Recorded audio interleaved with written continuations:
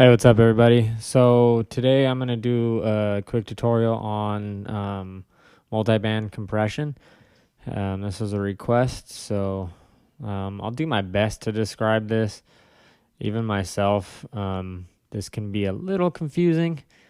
So I'll give you as much as I know on it. I typically only use this on my mastering chain, which I'm actually going to do another tutorial on right after this. I have another tutorial up on mastering, but it's pretty basic. So I'm going to go back through again and do a more in-depth tutorial on mastering on my normal mastering chain that I do. So that'll be next. So this one's just going to be just on the multi-band compression, how it's used, why it's used, all that. So first off, this is a new track I just finished. It's gonna be part of a 3-song EP released on Dirty Corner Recordings sometime soon here. So I'll keep you guys posted on when that's gonna be getting released. Let me play you just this beginning part so you can hear what's going on. This is what I'm gonna use for my example. So here you go.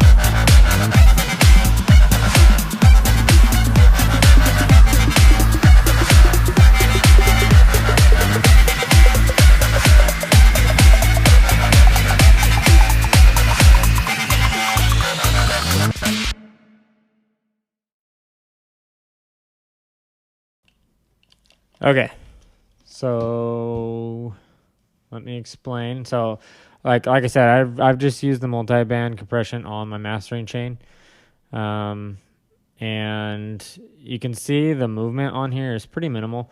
When it's on a mastering chain, I feel like any sort of compression should be very minimal. Your mix should be done good enough to where you don't need a ton of compression. And I spend hours upon hours on my mixes before I even send them into my mastering chain. So my mastering chain isn't doing a whole heck of a lot of work. The mix is really important. So let me just explain what's going on here. Let's go back to this section. Okay, so how I get it set up is I'll just open up a new instance of whatever multi-band compressor you want to use. I learned on this just built-in Logic multiband compressor. It's just called their multipressor. You could really use any. I don't see. I don't think there's going to be a whole heck of a lot of difference between compressors, multiband compressors, especially when they're being used the way I'm using it. Really, it's going to be whatever you know best. You're going to get the same results. That's kind of how I feel. Let's see. I don't even know where the waves one is.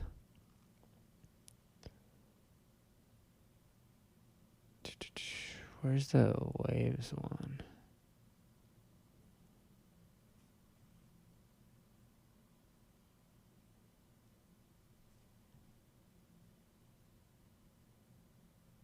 I'm trying to see where the waves. Here we go. So all your settings are going to be fairly similar from compressor to compressor. I just feel like this one, because it's what I learned on, is a little bit easier to use.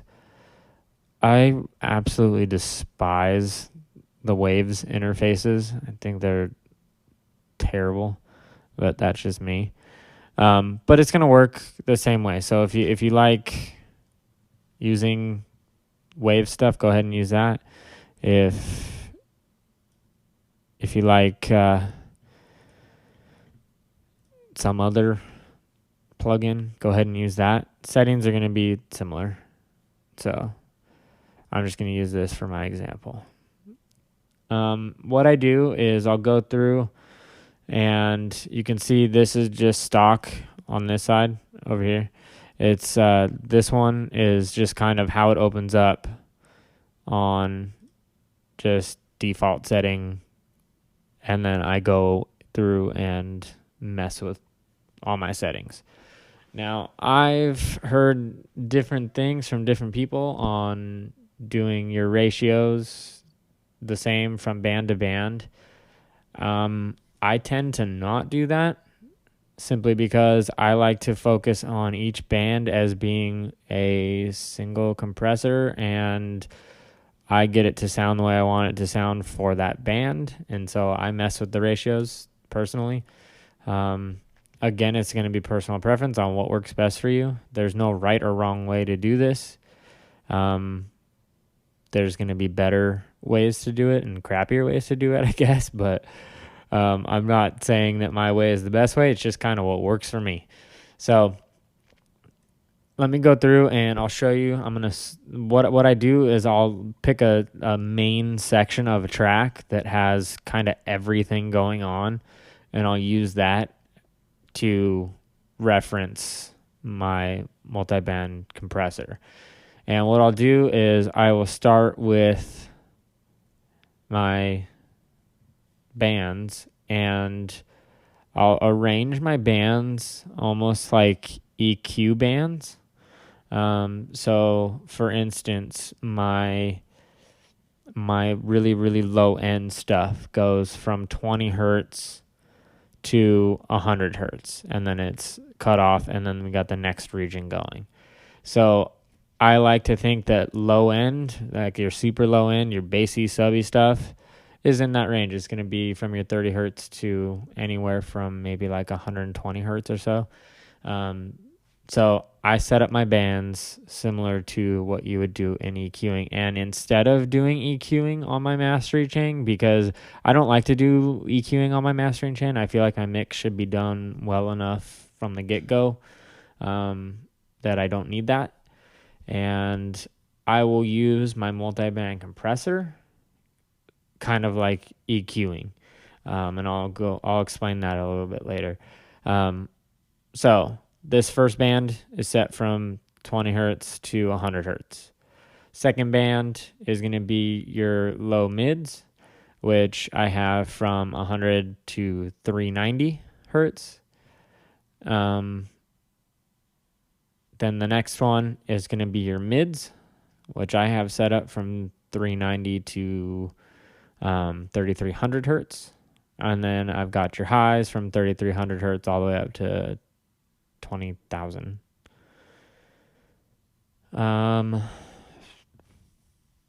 Next up, I will go through and I have, let me do I'm gonna kind of replicate it on this guy for you.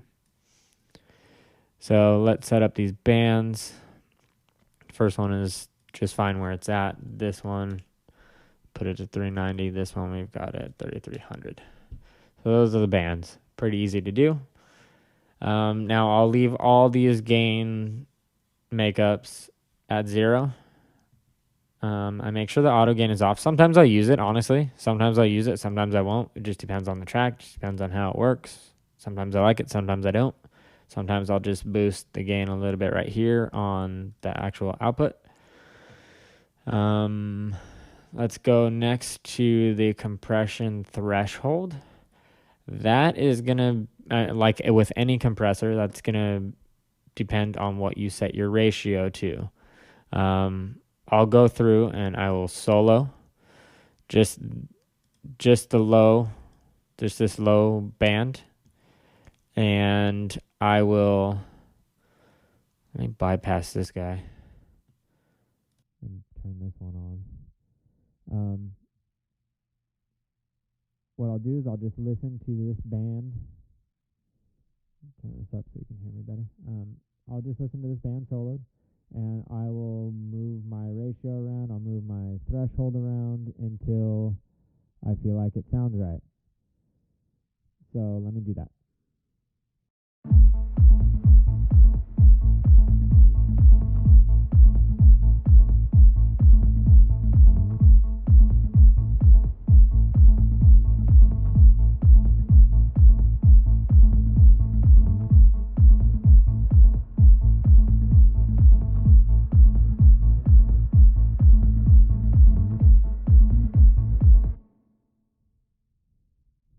Okay, so you'll notice how when I move the ratio and I move the threshold, you started to see a little bit of movement on this band. It's really all I'm looking for at this point. I'm just looking for a little bit of movement.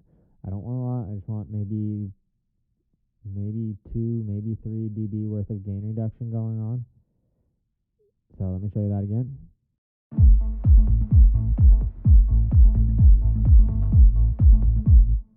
So yeah, you can see how that's working. Let me see if I can, yeah, I can expand that.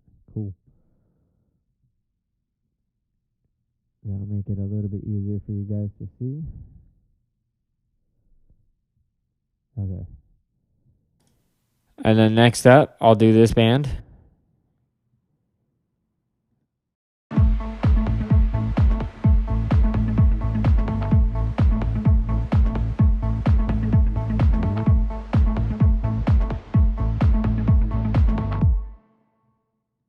So one thing I'm doing is most of my, your ratio and your threshold are going to be, they're going to be linked together. And what I mean by that is if you have a super high ratio, so if I turn this ratio to 16 or 17 to 1 or whatever, and then I turn this way down, you're going to be having a lot of compression. If I turn this way up and then I turn this way down, it's going to even out. You're going to notice the same amount of gain reduction as something that's lower like this. I just do a fairly low threshold. Or sorry, ratio. I do a fairly low ratio on almost everything. I try not to go much over like 2 to 1 or 3 to 1 ratios on my compression, at least on this. So anyway, let me show you this again. Bypass that.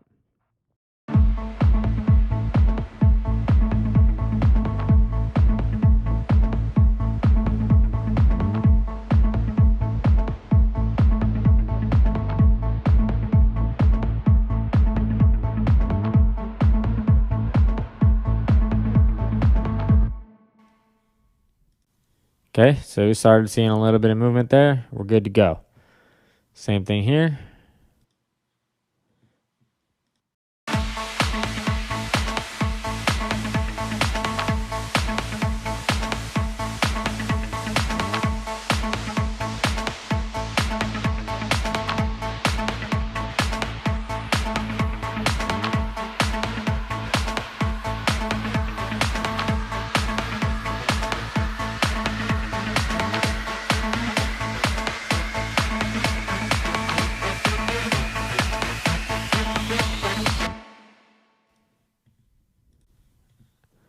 And next, this one. I find it, to be honest, on at least for me, with the multiband compression, the ones that tend to make the biggest difference on the actual sound are my low end compression and my high end compression. Those tend to make the biggest difference on the way the actual track sounds, I find. This is a good way to get your bass to really stand out. Sorry, I forgot I had that soloed. Yeah, it's going to be a good way to have your bass stand out a lot is having this set really well and having just the right amount of compression going on. So let's do this. Let's do this last one.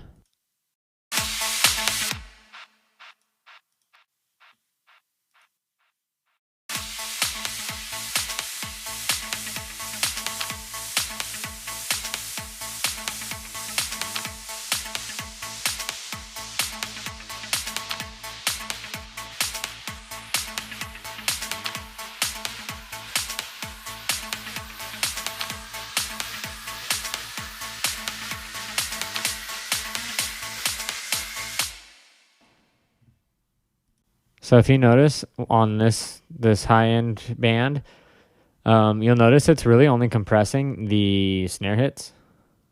That's where most of my highs are on this track. So that's really what it's compressing because those are what are peaking the most. Now, I just left this all alone, this peak / RMS. I just left all that alone. Attack and release, that's going to be like any other compressor. You're going to mess around with those to taste. I move this around until it sounds right. So let me do this.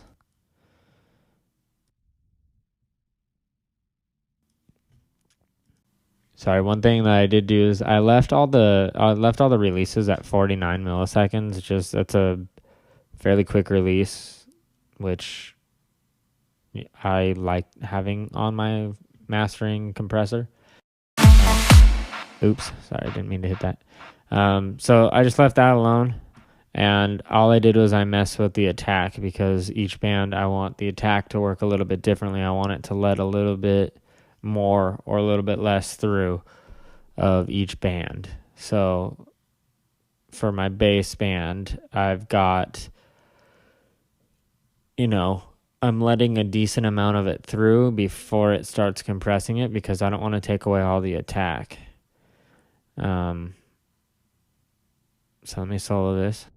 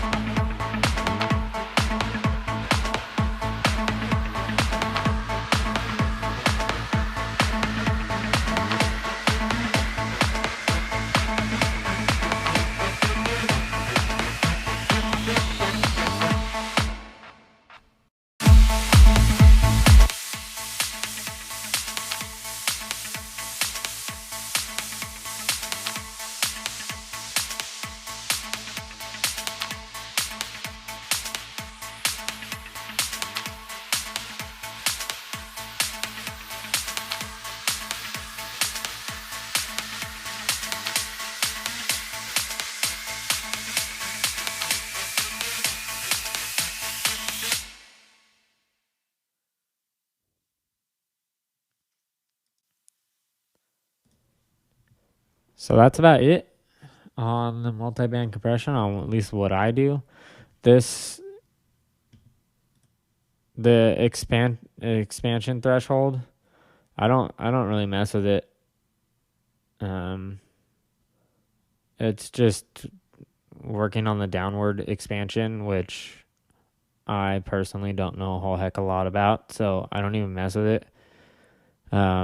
The reduction, I just leave all at 0, so it's not even doing anything. So yeah, I just leave that alone. And next up is I watch this meter over here on this side. And depending on where it's peaking, I may boost, I may reduce this gain, but I don't like it going above 0. So I try and keep it somewhat close to that. So when it's set at 0,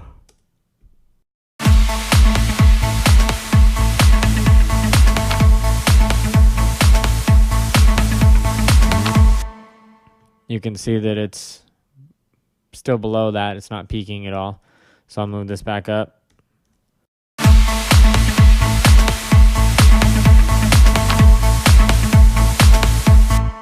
Now that's closer to 0. I'll use it on this one because it's bigger so you can.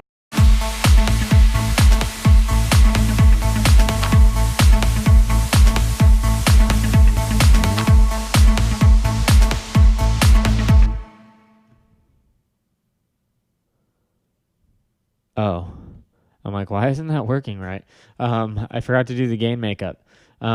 So gain makeup. Here's what I use, where I use this somewhat as EQing. If you don't want it to change your EQ of your track at all, if your track sounds just perfect the way it is, you can boost all these or reduce all these at the same amount, and your mix will be exactly the same as it was before it got into this. By changing these, like how I have on this one over here. So it's reducing this band by about 3. So I'm going to do a gain makeup of 3. This one as well. Now, this one, I boosted it 5 instead of 3. And I'm using that like EQ. So it's boosting this band just like you would on an EQ. If you were to take that frequency range from, let's say, 390 all the way up. Let me zero these out.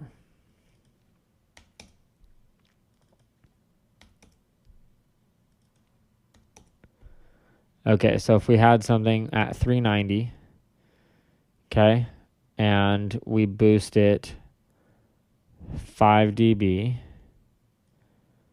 and then we expand this all the way out to, 3,300 hertz or whatever. So it's going on all the way here, but you have to imagine that it's cut off.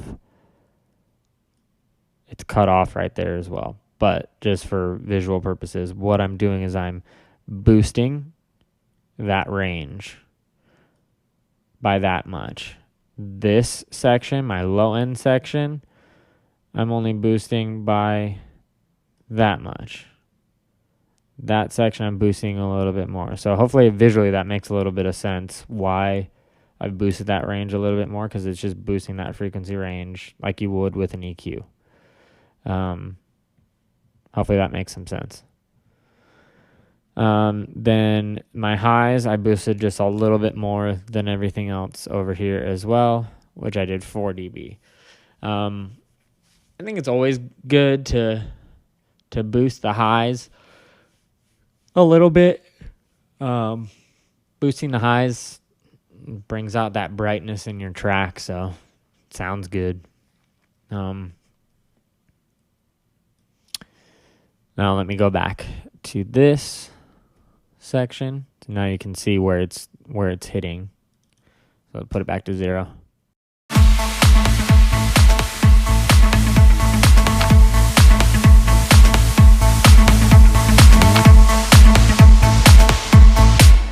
So see, when I got up there, how it started getting into the red, well, I don't want that. So 2 dB was kind of that sweet spot for this. So that's what I did.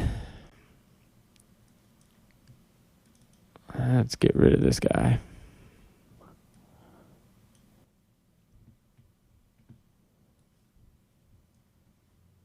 A lot of people will use this on a drum bus. So if you were to send all your drums to a bus, you could put a multiband compressor instead of a regular compressor.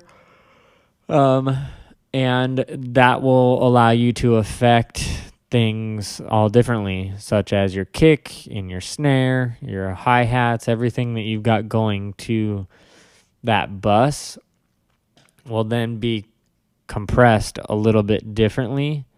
Each frequency band obviously is going to be compressed a little bit differently, which is why it's good for drums, because drums have such a wide range of frequency between your kick, your toms, your hi-hats are a lot of high end, your snare is going to have a lot of high end in it, your kick's low end. So it's nice to be able to affect everything a little bit separately rather than as one solid range. It's a little bit more transparent this way, which is why I like using it on my mastering chain. If you do just a normal compressor, when everything gets above the threshold, it's going to compress everything. It's going to compress the entire track as a whole.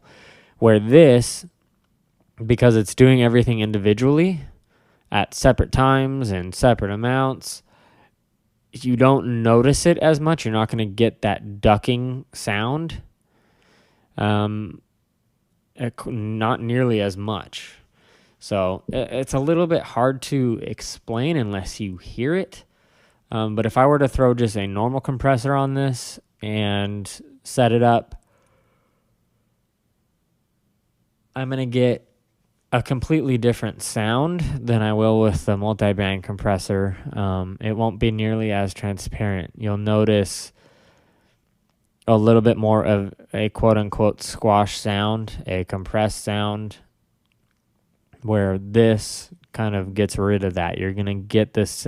You're going to get some really good results from using a multiband compressor on your mastering chain. Hopefully that makes a little bit of sense. So, and kind of clears up a little bit of some confusion on a multiband compressor and why it's used and how it's used. All you're really doing is you're acting as if each of these bands is its own compressor. So on a drum kit, you're going to have your kick, you're going to have your low end bassy parts of your kit, such as your kick drum, and sometimes even snares. Some of your dubsteppy snares are going to have a lot of low end in them. And you're going to be able to compress just that low end completely different than you'll be able to compress the high end or the mids. It just makes things sound better than just a normal compressor. Settings wise, it's no different than any other compressor. It's going to be absolutely no different than any other compressor. So if you know how to work a normal compressor, you're going to know how to work a multiband compressor. You're just compressing a single frequency range rather than the entire frequency range as a whole. Getting your ratios and your thresholds, getting all those set the way you want them to be set. There's no magic numbers. Just like there's no magic numbers on a normal compressor. It's kind of just trial and error. You kind of just, after a while, you know where your ratio needs to be, where your thresholds need to be after using them long enough. Like I said, for my mastering chain, I keep my ratios in the 2s. I always try and keep my ratios in the 2s. And depending on where I set my ratio, my threshold is going to be a little bit different. So your attack and release as well, just like on a normal compressor. If you want a lot of the signal going through before it gets compressed, then you set a really high attack, a really long attack. So I could put this up to 200 milliseconds. If I want just a tiny bit to get through, then I'm going to set it a lot lower. Hopefully this makes sense. If you guys have questions, feel free to hit me up. I'll try and do my best to explain it more in detail, I guess, in comments if you need. Hopefully this makes sense. I know I feel like I kind of confused myself a little bit. But hopefully you got it. Hopefully you understand the use for it. Like I said, I really only use it on my mastering chain. You can use it on a drum bus. You can use it on all sorts of things, but I typically just use it on my mastering chain. So yeah, that's that. I'll see you later.